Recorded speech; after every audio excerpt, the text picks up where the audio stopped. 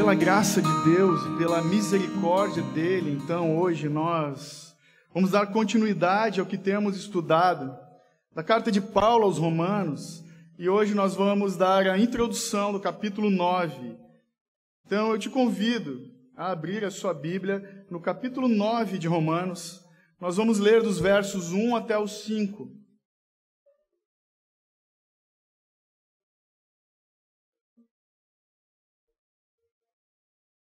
Romanos 9, do 1 até o 5. E diz assim a santa e bendita palavra de Deus. Digo a verdade em Cristo, não minto. Minha consciência dá testemunho comigo no Espírito Santo, de que tenho grande tristeza e incessante dor no coração, porque eu mesmo desejaria ser amaldiçoado e excluído de Cristo, por amor de meus irmãos, meus parentes segundo a carne. Eles são israelitas, e deles são a adoção, a glória, as alianças, a promulgação da lei, o culto e as promessas. Deles são os patriarcas, e deles descende o Cristo, segundo a carne, o qual é sobre todas as coisas, Deus bendito eternamente. Amém. Bendito Deus, eis aqui a tua palavra, Paizinho, nós te louvamos e rendemos graças a ti. Santo Espírito de Deus, te pedimos, concede-nos, Pai, a graça de compreendermos as maravilhas desse texto. Revela a nós, os teus filhos, o sentimento do apóstolo, Pai, nos momentos em que ele passava, quando ele escrevia esse texto, essa carta que se destinou aos irmãos daquela igreja, que é a palavra de Deus, que é a palavra viva e eficaz, e vale para nós aqui hoje, Pai. Tem misericórdia de nós, toma cativo os nossos pensamentos, a ansiedade dos nossos corações, e que nós estejamos atentos simplesmente àquilo que o Senhor tem para tratar e para falar a cada um de nós, segundo o beneplácito da tua vontade, em nome de Jesus. É o que nós te pedimos, na certeza de que o Senhor se faz presente e nos ouve, segundo as tuas riquezas em glória, em nome de Jesus. Amém. Muito bom. Vencemos uma etapa, irmãos.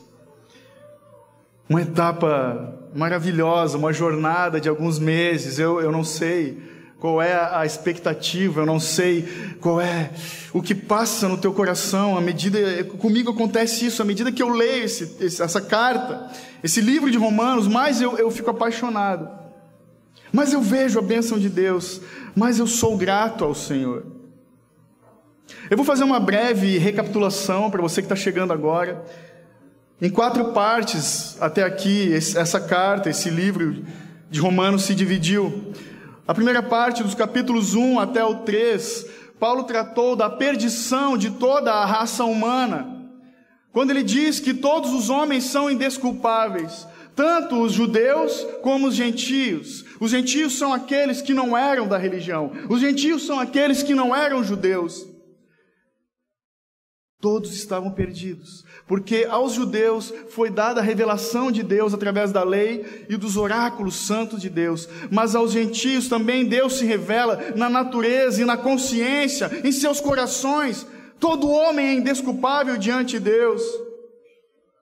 A segunda parte dessa carta começa na segunda metade do capítulo 13 e vai até o capítulo 5, quando ele trata da justificação pela fé, de que somos justificados pela fé e pela fé somente, uma justificação que nos foi dada de graça, gratuitamente no amado, que é completa, definitiva e perfeita na obra de Cristo somente.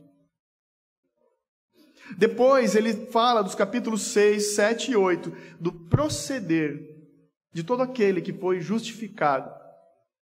Fala de como eu e você temos que nos portar diante dessa justificação. Nós que somos os salvos. No capítulo 6, então, Paulo enfatiza que fomos libertos do pecado. No 7, ele diz que fomos libertos da condenação da lei. E no 8, ele nos traz a memória, nos revela que somos guiados pelo Santo Espírito de Deus. E se você nos acompanhou até o capítulo 8, nessa jornada da graça, você viu o quanto Paulo foi exultante ao falar do agir do Espírito Santo em nossas vidas, na vida de todo aquele que é salvo, na vida dos crentes, dos filhos de Deus, do povo escolhido de Deus. E ele é exultante quando ele fala: quem pode nos separar do amor de Deus? Nada pode nos separar do amor de Deus que está em Cristo Jesus. Acontece que mesmo diante disso tudo que eu estou falando, desse relato, dessa recapitulação, nós vemos pela história que muitos judeus rejeitaram a Cristo Jesus. Muitos judeus viraram as costas para essa mensagem. Então surge uma pergunta: sendo Deus poderoso e fiel, será que Ele falhou com o seu povo, os judeus? Uma curiosidade é que do capítulo 1 até o 8, Paulo se referia aos israelitas como judeus, e somente agora, a partir do capítulo 9, ele os chama de Israel, de israelitas, o povo escolhido, o povo favorecido por Deus. Então nós entramos agora na quarta parte dessa carta, do capítulo 9, 10 e o 11. E esses 3 capítulos nos trazem uma pergunta, então, tratando da nação de Israel. Qual é o lugar? É a pergunta: qual é o lugar da nação de Israel no plano da salvação de Deus? Na verdade, o apóstolo está se antecipando de alguns questionamentos, porque já no capítulo 1 nós vemos que ele redigiu essa carta para os irmãos da igreja em Roma, e a maior parte daqueles cristãos eram judeus que se converteram ao cristianismo. Paulo está escrevendo aos judeus, então ele já se adianta. Quando ele chegar em Roma, já vamos responder as dúvidas daquela turma. Será que Deus esqueceu do seu povo? Meus irmãos, mas é um grande desafio. Alguns estudiosos dizem que esses textos, do capítulo 9, 10 e 11, são dos textos mais complexos de toda a Bíblia. Outros dizem que esses 3 capítulos são o clímax dessa carta aos Romanos. Falam também que é um recheio da carta aos Romanos. Ele está entre a introdução, que é do capítulo 1 ao 8, aí vem 9, 10 e 11, e depois tem a conclusão da carta. Outros dizem que é um anexo, mas é indiscutível que eles têm unidade entre eles. Esses 3 textos têm unidade, esses 3 capítulos falam especificamente do povo de Israel, dos judeus. João Calvino vai nos dizer que esta porção das Escrituras é uma defesa da verdadeira identidade do Cristo e da credibilidade das promessas de Deus. Então, o capítulo 9 até o 11 esses capítulos contêm a discussão mais importante e completa no Novo Testamento ao que se refere aos judeus, ao povo judeu. E eles devem ser lidos como uma unidade, como eu já falei, uma trilogia, porque o resumo é que no 9, o apóstolo está tratando do passado de Israel, da soberana eleição divina desse povo. Ele fala especificamente da eleição desse povo. O capítulo 10 fala do presente, fala da responsabilidade humana, fala da rejeição desse povo que rejeitou ao Deus vivo de Israel. E o capítulo 11, então, vislumbra o futuro da nação de Israel, trata da bênção universal do povo escolhido de Deus, fala da restauração desse povo. Eleição, rejeição e restauração. Mas eu não sei qual é o subtítulo da tua Bíblia, do texto, dos versos que acabamos de ler. Eu leio na versão Almeida, século 21. E aqui na minha versão diz, o subtítulo é A Tristeza de Paulo por Israel. É dessas coisas que vamos falar. Leia comigo os 3 primeiros versos de novo, por favor. Digo a verdade em Cristo, não minto.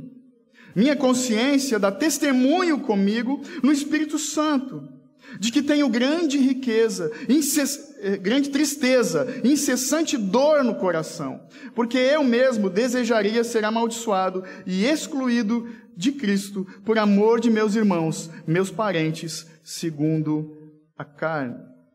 Qual é o motivo dessa tristeza? A tristeza de Paulo, uma dor incessante. É como um desabafo. Paulo está desabafando.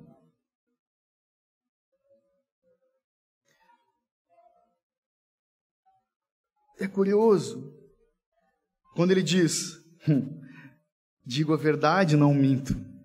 É uma resposta retórica. Ele está falando, eu digo a verdade e no meu íntimo, Cristo, que é a verdade, sabe disso, e o Espírito Santo testifica na minha consciência de que o que eu estou falando é verdade. Digo a verdade. E é um estilo de Paulo. Em outras cartas a gente vê ele falar disso, né? É como Jesus que falava, em verdade vos digo. Paulo então está falando, está usando de uma linguagem que é característica dele. Eu digo a verdade, não minto. Mas que verdade é essa que eu e você acabamos de ler? Que verdade é essa? A verdade é que o apóstolo Paulo, em angústia, está passando por uma grande tristeza. A alegria do capítulo 8, onde ele exultava em alegria, se transforma num soluço de compaixão agora. Uma tristeza, uma angústia. Por quê? Porque Paulo, de fato, amava o seu povo. Ele amava os judeus. Mesmo que eles não acreditassem nisso. Porque esse povo judeu, que Paulo está dizendo, eu amo esse povo. Esse era o povo que o acusava de traidor, de blasfemo, de desertor da nação de Israel. Mas Paulo amava. E ele faz menção dessa verdade. Ele chama atenção, eu estou falando a verdade mesmo. Eu estou triste por esse povo, por essa nação. Só que além da tristeza, no verso 2, você acabou de ler comigo, que ele tinha também uma incessante dor no coração. Sabe, é uma dor que não cessa. Não é tipo aquela martelada no dedo, ou queimei o dedo na panela, fica latejando e daqui a pouco passa. É uma dor constante. Vai dormir com essa dor, acorda com essa dor, uma angústia, aquela dor no coração. Um aperto no peito, talvez.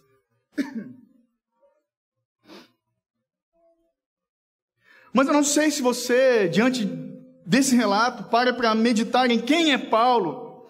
Ele não é um fracote qualquer. Paulo não é um homem fraco. Paulo é aquele que suportou chicotadas, naufrágio, passou frio, fome, escárnio, acusações. Ele não é um homem fraco. Então é verdade mesmo. Ele está sentindo profunda dor, uma dor incessante pelos judeus que estão morrendo. Por isso é impactante esses versos 1, 2 e 3 do capítulo 9. É verdade, é uma angústia que não cessa. Alguns teólogos chegam a dizer que esse era o motivo do espinho na carne, talvez. Uma dor por aqueles que estão morrendo sem Cristo. Todo dia ele passava por essa angústia. Uma dor por aqueles que vivem na miséria espiritual. Uma dor por aqueles que estão morrendo no engano. Uma dor pelo seu povo. Esse povo escolhido por Deus para a dispensação da sua graça. Esse povo eleito para testemunhar das maravilhas, da manifestação da graça de Deus. Esse povo que viu a coluna de fogo no deserto durante a noite, viu a nuvem de Deus os protegendo no deserto durante o dia, que viu o mar se abrir. Mas um povo que rejeitou ao Deus vivo. Um povo morto. Esse povo com quem Deus fez uma aliança, Esse povo se limitou à religião institucional, negou a graça da nova aliança. Esse povo que preferiu continuar sacrificando e negou o sacrifício do Cordeiro Santo de Deus. Esse povo que teve entre eles Deus feito homem caminhando, Deus encarnado, Jesus, e que negou o Messias, o povo que o acusou, que o condenou aquele que veio salvar justamente os pecadores. Esse era o relato da angústia, da dor de Paulo. Nós vemos então a dimensão da tristeza do apóstolo, mas também em seguida nós vemos no verso 3, leia comigo de novo, porque eu mesmo desejaria ser anátema, dizem algumas versões, amaldiçoado, excluído de Cristo, por amor de meus irmãos, meus parentes, segundo a carne.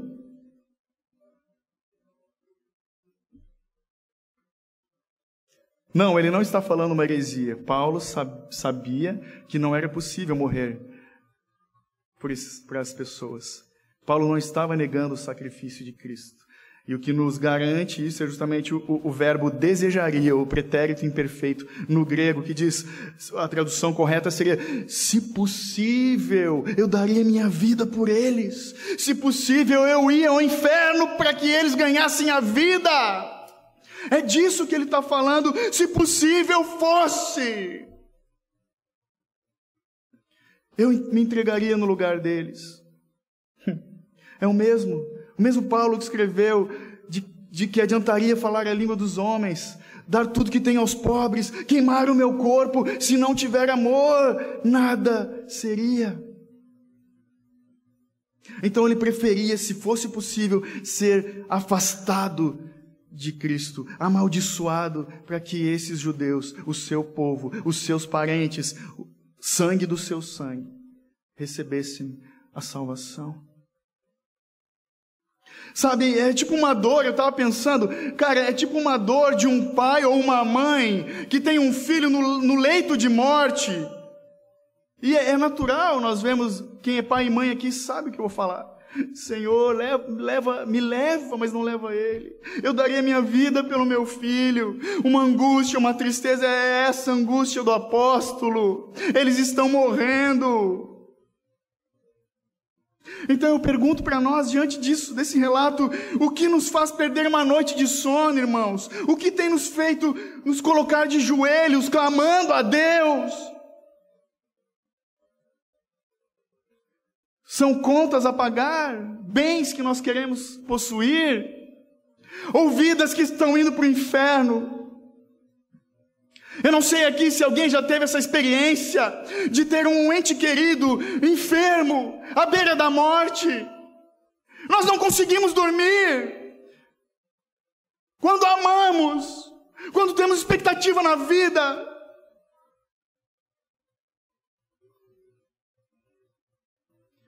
louvado seja Deus. Hoje vocês veem meu filho Samuel, de 14 anos, o mais velho, mas ele passou 15 dias na UTI pediátrica do Hospital Santo Antônio, irmãos. Que sensação horrível chegar em casa sem o bebê nos braços. Que sensação de impotência pensar em perder um filho. E glória a Deus, ele está aí.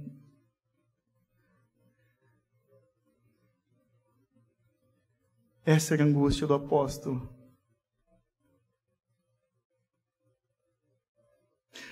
E diante dessas coisas, eu me pergunto, e pergunto para nós aqui hoje, será que eu estou sentindo o fardo dos perdidos? Será que eu tenho essa profunda tristeza, essa dor incessante pelos membros da minha família que não conhecem o Senhor? Será que eu me compadeço pelos blumenauenses, pelos brasileiros que não são cristãos, até mesmo pelos religiosos que vivem no engano? Será que essas coisas, o saber que todo dia pessoas morrem e são condenadas ao inferno, tem nos incomodado? Será que isso nos deixa aflitos? Nos causa profunda dor no coração? Se a resposta, meu irmão, é não, se a resposta é indiferença, algo está errado no nosso conhecimento, no nosso entendimento da graça, algo está errado, não entendemos a salvação.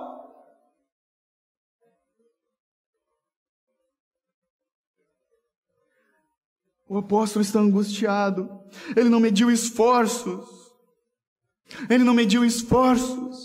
Existia um teólogo que era um pastor luterano durante a Segunda Guerra Mundial. O nome dele é Dietrich Bonhoeffer, é como a gente fala, mas nós, como bons alemães, temos que falar corretamente. Dietrich Bonhoeffer é o nome dele. Ele era um pastor bem-sucedido que estava nos Estados Unidos durante a Segunda Guerra Mundial. E ele ficou sabendo que muitos pastores luteranos na Alemanha eram favoráveis ao nazismo. E ele voltou para a Alemanha, se opondo ao nazismo, conversando com os teólogos e os pastores da época, tentando dissuadi-los disso. Mas foi em vão o trabalho dele. Acontece que ele se envolveu em um esquema, numa tentativa de matar Hitler, e foi descoberto. Pesquise isso que eu estou te falando. E ele foi preso em 1943. Lá do campo de concentração, ele escreveu diversas cartas às igrejas que começaram a receber essas mensagens e mudaram a intenção dos seus corações, foram tocados pelo teólogo, pelo pastor encarcerado. Ele escreveu diversas cartas, ele escreveu a respeito de discipulado, de posicionamento cristão, de fé. Ele foi o cara que combateu a graça barata, uma graça que não nos custa nada. Duas semanas antes, a Segunda Guerra estava acabando, os alemães estavam perdendo. 2 semanas antes de fechar os campos de concentração, Hitler mandou executar todos aqueles que se opunham a ele, que estavam presos. E ele foi enforcado. Diz a sua biografia de que quando o carcereiro foi buscar, ele olhou para o seu parceiro de cela e falou: chegou o meu fim, mas para mim isso é só o começo. Esse homem se compadeceu pelo seu povo e não mediu esforços. Nós não precisamos entregar nossas vidas por amor aos outros. Podemos orar por aqueles que estão perdendo, aqueles que estão sendo condenados ao inferno.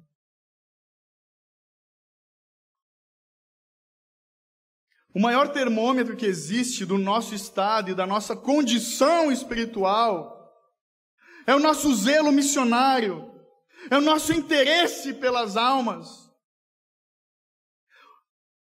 Não existe uma doutrina reformada que não olha para fora da igreja.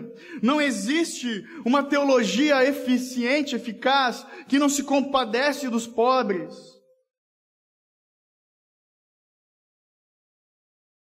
Nós temos que pensar nessas questões. Chorar com os que choram, se alegrar com os que se alegram. Somos chamados para ser diferentes das pessoas. Indiferença não combina com o cristão. Leia comigo os versos 4 e 5. O 4 diz, então, eles são israelitas, e deles são a adoção, a glória, as alianças, a promulgação da lei, o culto e as promessas. Verso 5. Deles são os patriarcas, deles descende o Cristo segundo a carne, o qual é sobre todas as coisas, Deus bendito eternamente. Amém.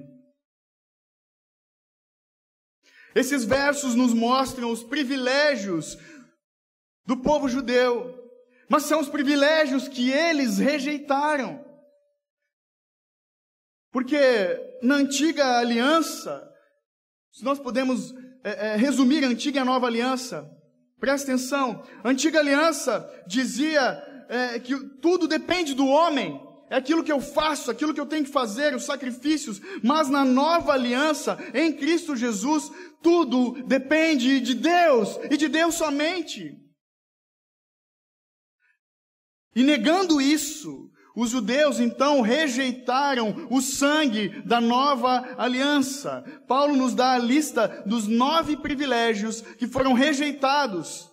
O primeiro é que eles foram chamados de israelitas, povo, Israel, escolhido de Deus.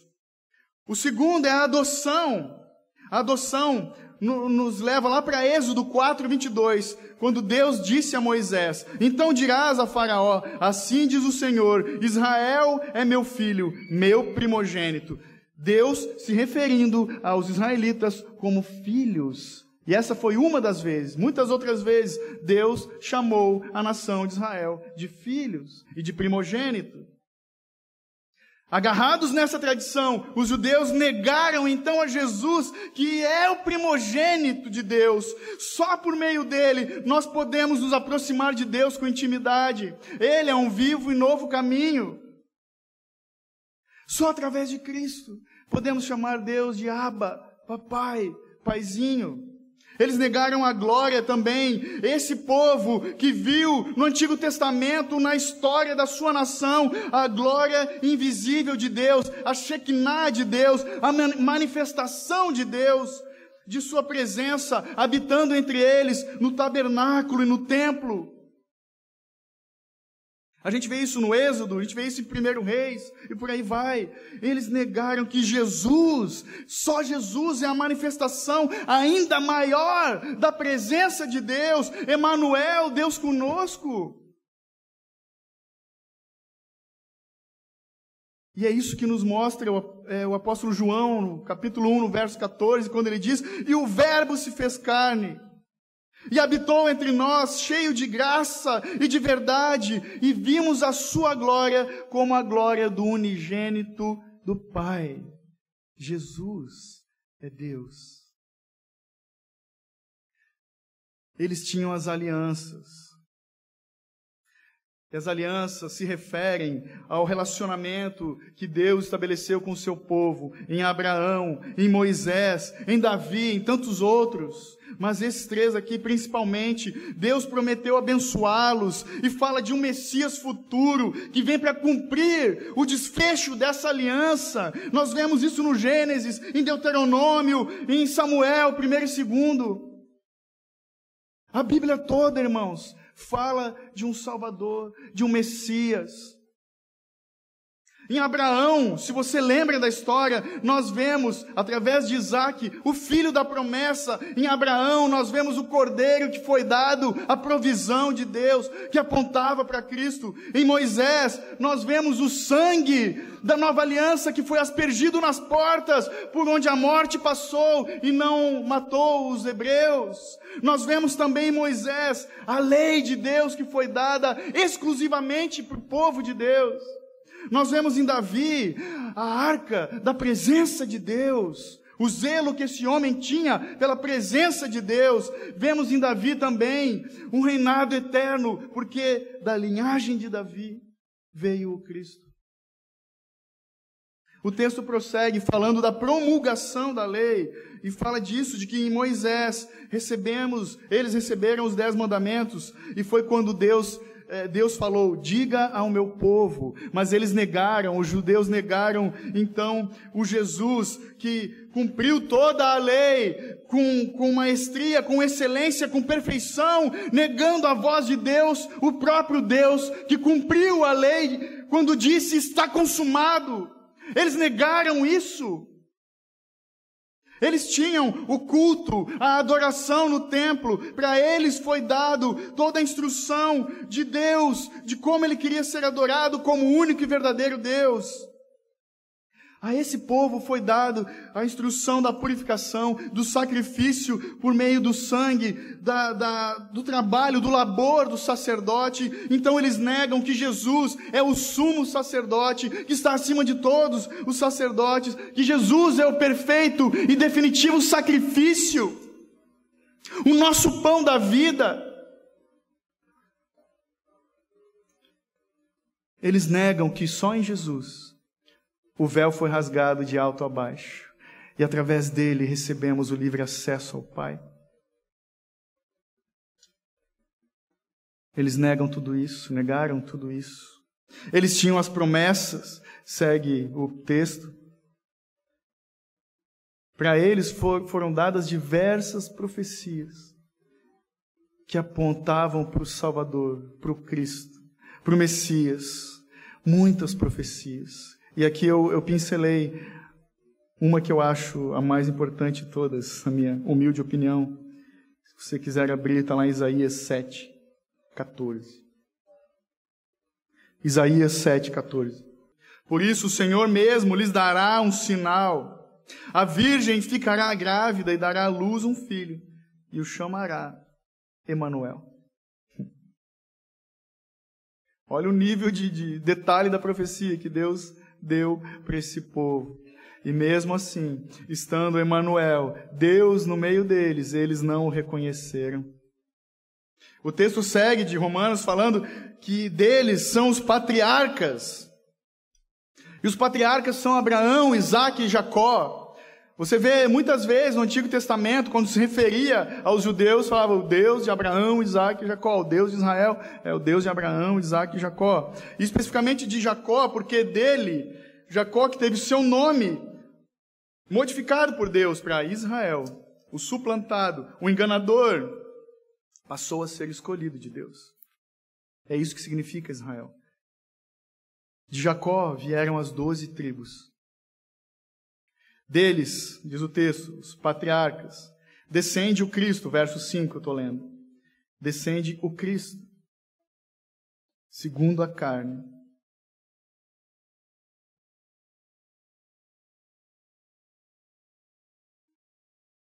Uma vez eu estava conversando com um católico e ele estava conversando e tal. Aí eu falei, você já parou para pensar que Jesus não era católico? Ele respondeu com uma pergunta. Não? Eu falei, Jesus não era nem evangélico. Como assim? Eu falei, Jesus era judeu. Se a gente lê a Bíblia, a gente descobre isso. Sim, Jesus, o Filho de Deus, tinha que fazer parte de um povo. E Deus colocou ele no meio dos judeus. Não foi um filisteu, não foi um romano. Ele foi judeu. Ele precisava fazer parte de uma raça, de uma cultura. E ele, ao ser judeu, Deus deu para esse povo uma honra tão grande, uma facilidade que esse povo teria de se relacionar com o Filho de Deus. Mas eles negaram isso. Negaram que Jesus era Deus encarnado. Alguns podem se perguntar, por que Jesus foi judeu? Porque essa era a vontade de Deus, essa é a resposta. A Bíblia diz que ele veio da raiz de Jessé, da linhagem de Davi, da tribo de Judá. Foi vontade de Deus. Mas os judeus rejeitaram a Jesus. Rejeitaram aquele que é acima de tudo, acima de todas as coisas. Segundo o texto, aquele que é o Deus bendito por toda a eternidade. Qual é sobre todas as coisas? Jesus é Deus. Então, a partir disso, nós vemos a maior tragédia que o mundo já conheceu. Lá em João 1:11. Abre comigo, por favor. Evangelho de João 1:11.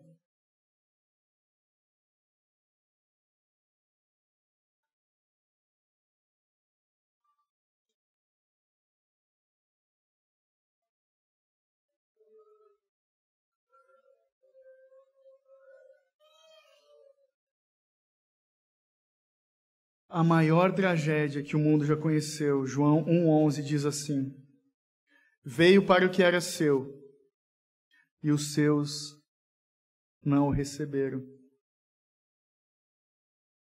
Paulo era o apóstolo dos gentios, mas aqui ele estava tratando, especificamente falando com os judeus, com os religiosos da época. Os judeus que rejeitaram a Jesus. Esse povo, eles tinham a história, eles tinham os costumes, eles tinham a religião, mas eles não tinham relacionamento com o Deus vivo. Não tinham. Eles rejeitaram os privilégios do passado. E esses privilégios se tornaram bênçãos presentes na vida de todo aquele que crê no Filho de Deus.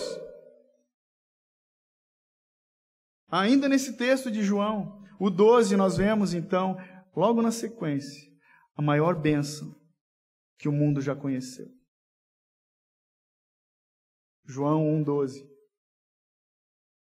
Mas a todos quantos o receberam, deu-lhes o poder de serem feitos filhos de Deus, aos que creem no seu nome.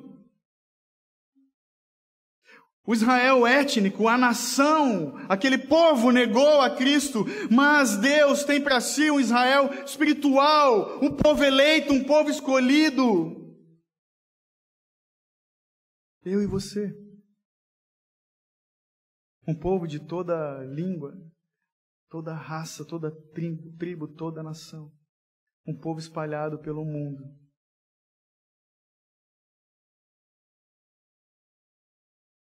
É curioso, porque sim, de fato, se você que gosta de história, na verdade é só ver as notícias, né? Nós sabemos que tem o povo judeu ainda hoje espalhado por toda a terra.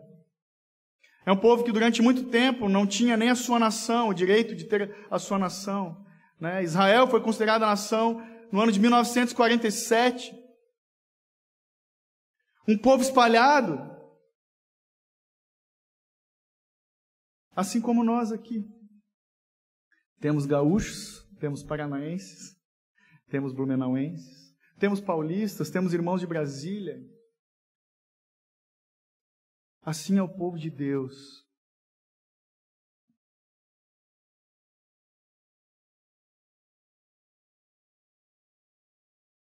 Eu não sei se você sabe, se você se interessa por notícias da religião. Talvez alguns não saibam. A segunda maior religião que existe é o islamismo hoje. E eles estão crescendo muito. Muito.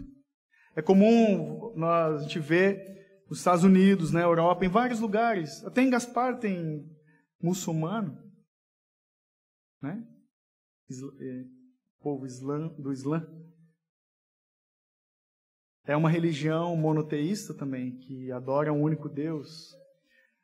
Mas você, se já olhou e parou, prestou atenção nesse povo, veja a estratégia deles, qual que é? Se espalhar e procriar. Eles têm, em média, 2,3 a 3 filhos. Enquanto a gente faz um e está bom.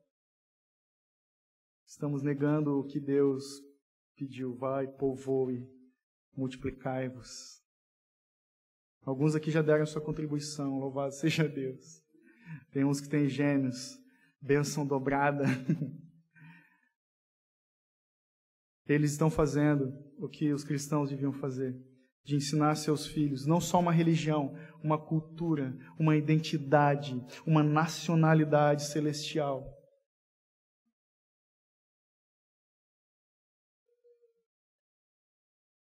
Eu sou levado a concluir de que a maior bênção, o maior privilégio de todos eles é a adoção.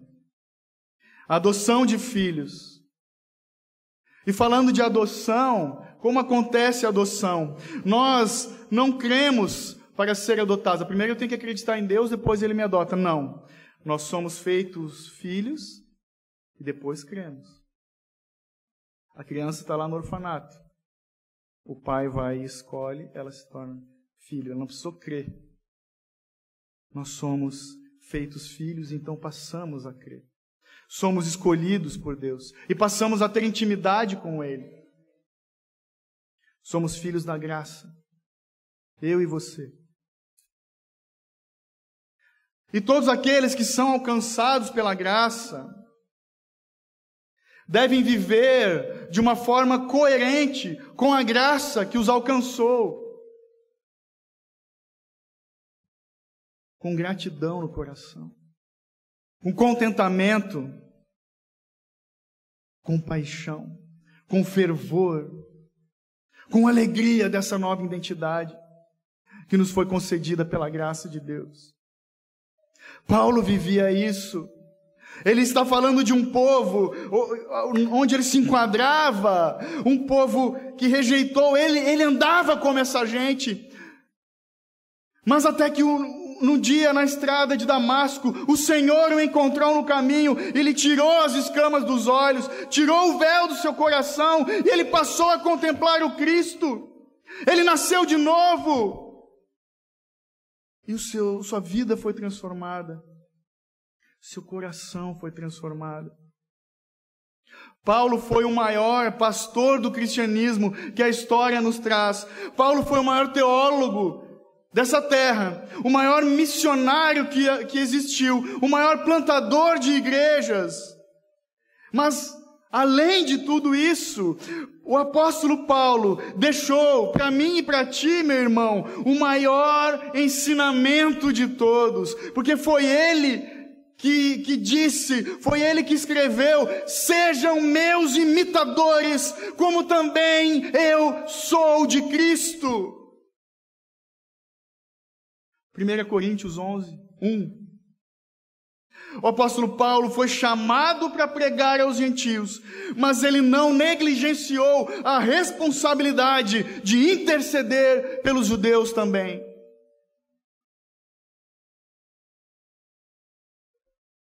Se de fato nós somos chamados por Deus, se de fato nós somos Israel de Deus, povo escolhido, nação santa, raça eleita, temos uma responsabilidade. Esse texto fala da soberana vontade de Deus, mas também da responsabilidade de todo homem que é nascido de novo. Nós temos a responsabilidade de anunciar o Cristo que nos salvou. Nós temos a responsabilidade de testemunhar da graça de Deus no meio da nossa família, onde trabalhamos, onde estudamos. Somos testemunhas da graça de Deus. Nós temos a responsabilidade de interceder por todos. Porque eu e você, nós somos fruto da misericórdia de Deus.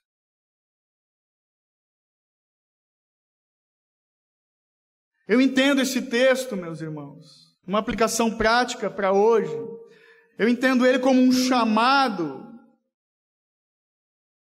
para que eu e você nos posicionemos em clamar pelos perdidos,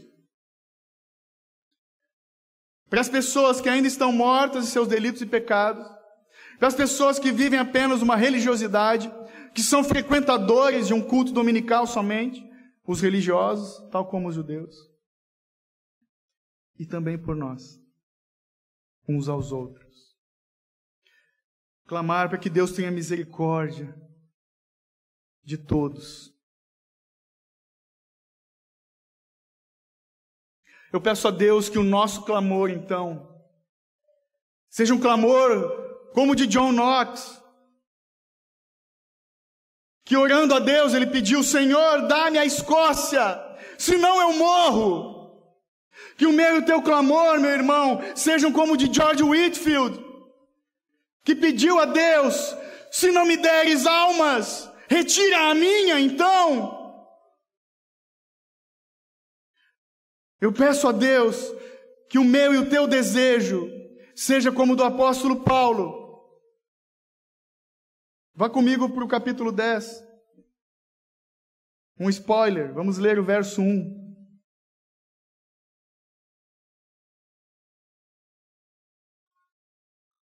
Que esse seja o nosso desejo. O desejo de Paulo, quando ele diz: irmãos, o desejo do meu coração, é a minha súplica a Deus, em favor de Israel, é que ele seja salvo. Eu peço a Deus que a nossa certeza seja como a do apóstolo Paulo. Vá para o capítulo 11. O verso 1 também, e o comecinho do 2, quando ele diz: pergunto então, por acaso Deus rejeitou o seu povo? De modo nenhum, porque eu mesmo sou israelita, da descendência de Abraão, da tribo de Benjamim. Deus não rejeitou o seu povo, ao qual conheceu de antemão. Esse é o mesmo Deus que olhou para mim e para ti, lá da eternidade, e nos chamou de filho.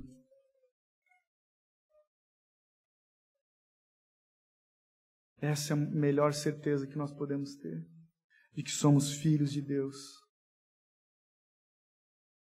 imitadores de Cristo. E por isso, eu peço a Deus que a nossa oração seja muito mais pelos outros do que por nós mesmos.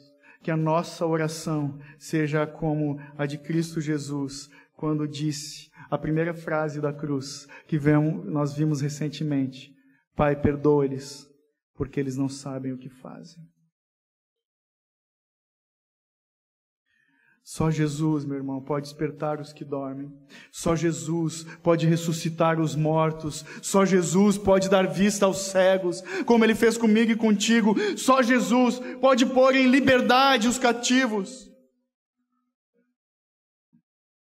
É um grande privilégio nós dobrarmos nossos joelhos e falarmos com o Deus que vive eternamente. E temos perdido tempo. Temos negligenciado esse privilégio, temos virado as costas para isso. Como nós podemos ser tão ousados e cara de pau dizer que somos cristãos se não temos uma vida de oração? Eu clamo a Deus, eu peço que isso mude em nossas vidas. Que nós sejamos conhecidos, Igreja Reformada Vertical, como um povo que se coloca de joelhos diante de Deus. E a partir de hoje, isso vai mudar.